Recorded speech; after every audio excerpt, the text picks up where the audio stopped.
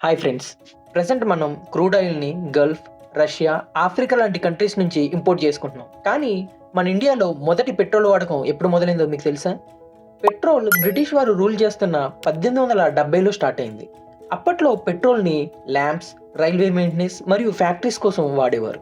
1898 సంవత్సరంలో జంషెడ్జీ టాటా ఇండియాలో మొదటి ఇంపోర్టెడ్ పెట్రోల్ కార్‌ను కొన్నారు. అప్పటికింకా ఇండియాలో పెట్రోల్ ఫిల్లింగ్ స్టేషన్స్ లేవు.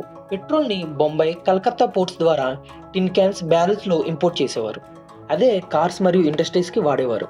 1928 సంవత్సరంలో బొంబాయిలో బర్మా షెల్ అనే కంపెనీ మొదటి ఫిల్లింగ్ స్టేషన్ ఓపెన్ చేసింది.